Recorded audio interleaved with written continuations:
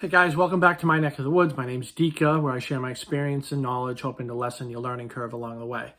So today, I'm going to talk about how to clean your arrows, how to get all the blood and the yuck and the gunk and the guts and everything off them. Because if you're anything like me, arrows are expensive, so we don't want to, I know people out there that sort of, after they shoot a deer with it, or they shoot a turkey or an elk or whatever they shoot with it, they sort of retire that arrow. But the money adds up. So I reuse the arrows, and as long as they're not splintered or warped or damaged in any way. So I have an arrow here that I shot into a deer last year. And it was a partial gut shot, and I got some lungs too. So we'll see what it looks like here.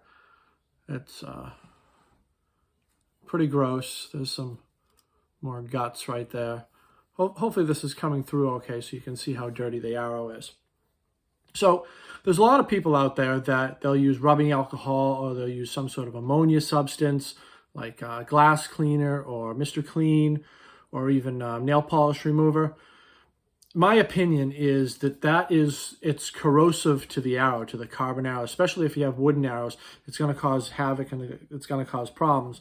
What it's going to do is it's going to make the surface of the arrow porous, which in turn will affect the way the arrow bends and flies, and it will almost create more drag when the arrow is going through the animal. All those little pores will grab all types of yucky goodness. So what I've discovered is, well, before I go on to tell you what I've discovered, when you use rubbing alcohol or some sort of ammonia substance or nail polish remover, if there's any glue on your arrow, like the glues that hold the fletchings on, it's going to weaken that bond, or even your wrap. Or if you have an insert, these have hit inserts, they're inside, but if you have an insert and you get any of that on there, it's going to weaken that bond and potentially fail on you in the field. And those of us who have spilled blood on our carpets or something at home, we know that blood is not easy to get out of something. So I have found myself with the magic eraser. And I like the ones that have the little ridges here, because you can really get in there and do it. So the first thing you want to do is you want to take off your broadhead, right? And you want to take out your knock, like so. Oh, rolling away. And all you do, obviously I can show you how dirty it is before. You can see some discoloration there. There's some guts on there. It's hard to see on the black part. Maybe you can see it there. And all you do is you just take it right up and down. So I'll use this piece right here, give you an idea of what I'm taking off the arrow. And the magic eraser really gets everything off. See? It's really coming off. And it's not going to weaken that glue bond either. And all I do is I just wet it, and I just scrub it, and it really doesn't take that long. There are some areas that you got to scrub a little bit more, because this blood's been on there since last year. But you can already see that it's taken off a ton of it. And like I said, it's not going to weaken that bond on your wrap. Some people say, well, who cares about the wrap? But a lot of people don't know that the fletching is attached to the wrap. It's not attached to the arrow on this particular arrow. Some of them have breaks in it or whatnot. And I'm dripping all over the desk here. So this magic eraser is basically saturated.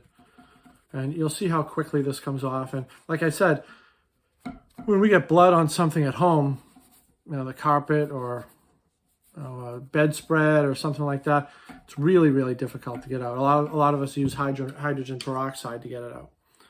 All right, so there's the back half of that arrow right there. Way better.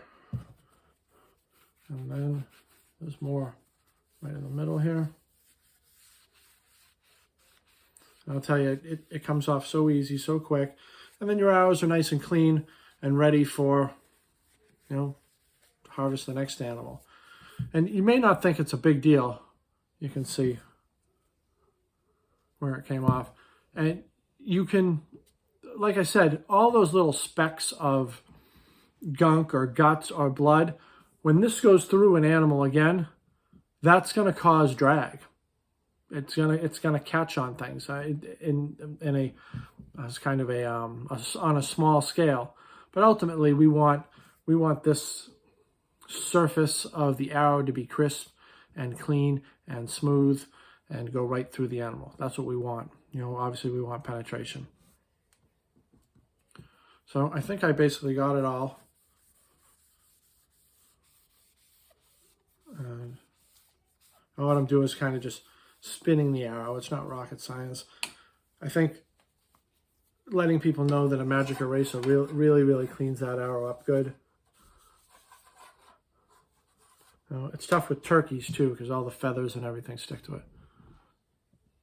There you go. I could still work on it right there if I wanted to. But that's 100% better.